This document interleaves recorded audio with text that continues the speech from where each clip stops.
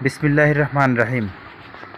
প্রিয় ভিউয়ার্স, আমি আজ আলোচনা করব হাঁস পা তক্ষক নিয়ে। আমার আলোচনার বিষয় হলো, আমার রিসার্চে আমি পেয়েছি একটা হাঁস পা তক্ষক শুধু সোনা নয়, একটা সোনার খনির মতো। কারণ 9 ইঞ্চি 3 সুতা একটা হাঁস পা তক্ষক 52 থেকে 55 গ্রাম ওজনের হলেই এর মূল্য হয় 1000 কোটি টাকা। আপনারা কি ভেবে দেখেছেন 52 থেকে 55 গ্রাম স্বর্ণের দাম কি এত হয় যে 1000 থেকে 1000 কোটি টাকা পর্যন্ত যার মূল্য? তাহলে কি এটা সোনার খনি নয়? আর এই সোনার খনিকে সংরক্ষণ করা এটা আমাদের কর্তব্য। রাষ্ট্রীয় আইনে এটা ধরা অবৈধ, কিন্তু আমাদের দেশীয় যে সমস্ত এজেন্টগুলো আছে তাদের ভাষা মতে একটা ম্যাচিউরড তক্ষক যার লম্বা হবে 9 3 সুতা থেকে উপরে এবং ওজন হবে 50 থেকে 52 অথবা 55 গ্রাম ওজনের, তাহলেই এটার ম্যাচিউরড হয়ে যায় এবং এটা রপ্তানি করা বৈধ। কেননা এটা দেশীয় এবং আপনার সম্পদ। আপনি যদি এর থেকে 10 টাকা পান, আপনার দেশ এটার থেকে 3 টাকা পাবে, এটা মনে রাখবেন। কারণ আমাদের এজেন্টদের যেই কথা বা তাদের যেভাবে তারা বলে যে হ্যাঁ আমরা 1/3 আমরা দিয়ে থাকি রাষ্ট্রীয় পক্ষকে, 1/3 দিয়ে থাকি মাল পক্ষকে, আর 1/3 আমরা নিজেরা উপভোগ করি। একটা তক্ষক যখন রপ্তানি হয়, আমাদের দেশে এমনও নিয়ম আমরা দেখেছি বা এমনও দেখেছি যে বিক্রি হয়েছে যে একটা হাঁস পা তক্ষক, এই ছোট্ট একটা হাঁস পা তক্ষক যেটা 70,000 কোটি টাকা পর্যন্ত বিক্রি হয়েছে। এটার নজির কিন্তু বাংলাদেশে আছে। আমাদের বড় বড় কোটিপতি যারা আছেন তারা এই সমস্ত কাজের সাথে জড়িত ছিলেন এবং তাদেরই ইতিহাস যে কোটি কোটি টাকা তারা এই সমস্ত জিনিস থেকে বিক্রি করেছিল।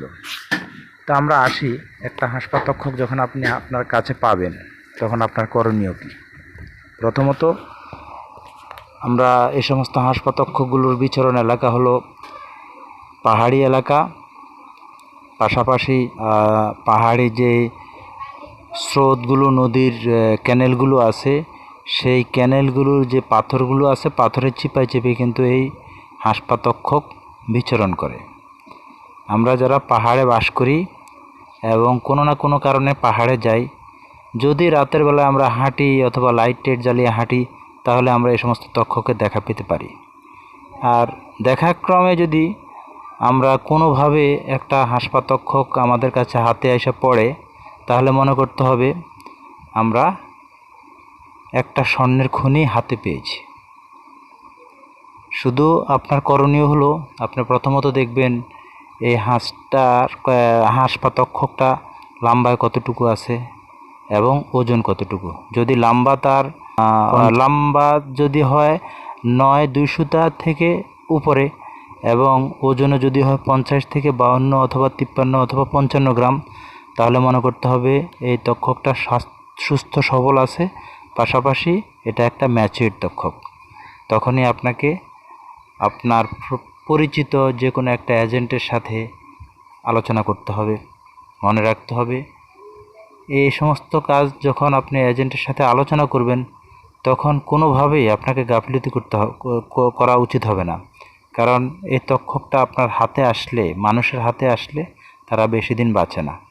তাই আপনাকে অতি দ্রুত এটাকে রপ্তানিমুখী করে তুলতে হবে। আপনি এটাও মনে রাখবেন যে এই তক্ষকটা রপ্তানিতে শুধু আপনার গাফিলতির কারণে যদি এই তক্ষকটা মারা যায় অথবা কোনো কিছু হয়, তাহলে শুধু আপনারই ক্ষতি হবে না, রাষ্ট্রেরও বিশাল একটা ক্ষতির সম্মুখীন হবে, যেহেতু এটা একটা পাহাড় সমত টাকা। আপনি কি বুঝতে পারছেন?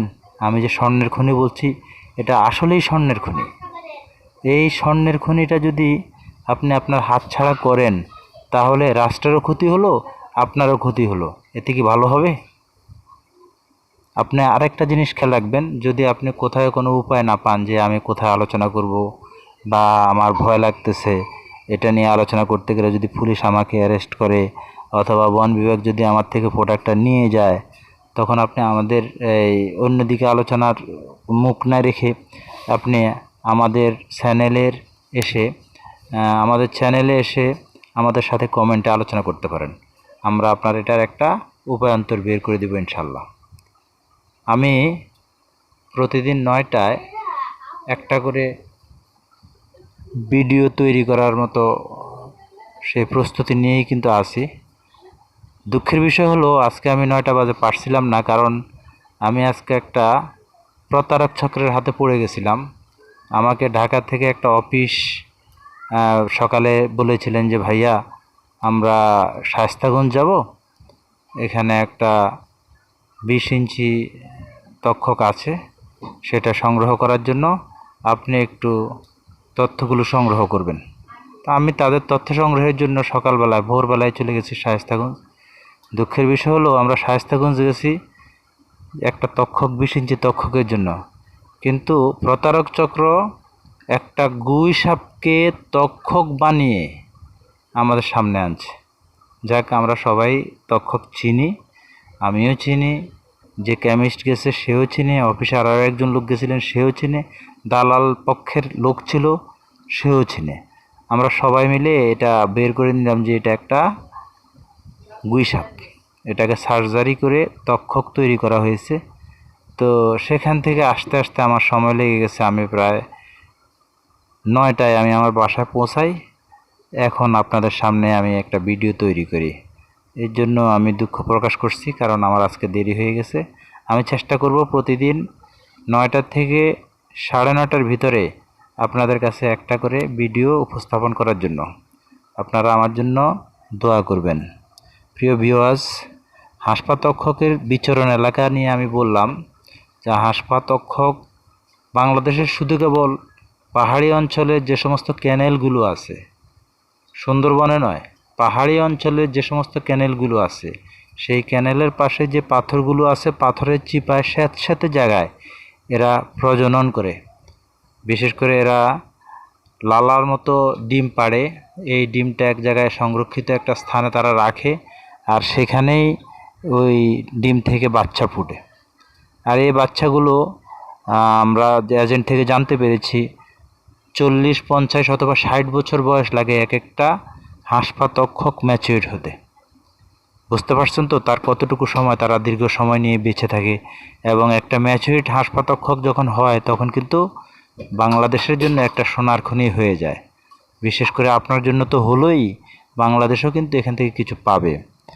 আর আমরা যে বিষয়টা আমরা আপনাদেরকে বিশেষভাবে অবগত করাচ্ছি, যদি কোনো ছোট হাঁসপাতক্ষক আপনাদের সাথে, আপনাদের সম্মুখে বা আপনাদের পাশে কেউ নিয়ে আসে, তাৎক্ষণিক এই হাঁসপাতক্ষক আপনারা ফরেস্ট অফিসারকে সাথে যোগাযোগ করে সেখানে ছেড়ে দিবেন। বন বিভাগের যে কোনো জায়গাতে তারা হাঁসপাতক্ষক সংরক্ষণ করে এবং তার বিচরণ এলাকাতেই তাকে ছেড়ে দেয়। আমি আপনাদের কাছে অনুরোধ করব যে আমরা অসাধুভাবে এই তক্ষকের ব্যবসার সাথে জড়াবো না। আমরা সম্পূর্ণ সাধুবাদের সহিত, সম্পূর্ণ নৈতিক এবং নীতি মেনে আইনিভাবে কাজটা সম্পূর্ণ করবেন। মনে রাখবেন, কোনোভাবে যদি আপনার গাফিলতির জন্য এই তক্ষকটা বা এই সোনার খনিটা আপনার থেকে হাতছাড়া হয়ে যায়, তাহলে শুধু আপনি যে ক্ষতিগ্রস্ত হবেন তা না, এতে করে রাষ্ট্র কিন্তু বিশাল আকার একটা ক্ষতি হবে। আমি বারবার এই কথা বলার কারণ হলো, এই তক্ষকটা যেমনিভাবে ম্যাচিউরড হলে এটাকে রপ্তানি করার জন্য আমাদের দেশীয় এজেন্টগুলো বিদেশিদের সাথে যোগাযোগ করে বাংলাদেশের সম্পূর্ণ আইনি পেপারসগুলি রেডি করে এটাকে রপ্তানি করে থাকেন, তেমনিভাবে আনম্যাচিউরড মালগুলোকে সংরক্ষণ করা কিন্তু আমাদের বন বিভাগের সবারই কিন্তু কর্তব্য। এ বলে আমি আজকের ভিডিও এখানে শেষ করলাম। আল্লাহ হাফেজ।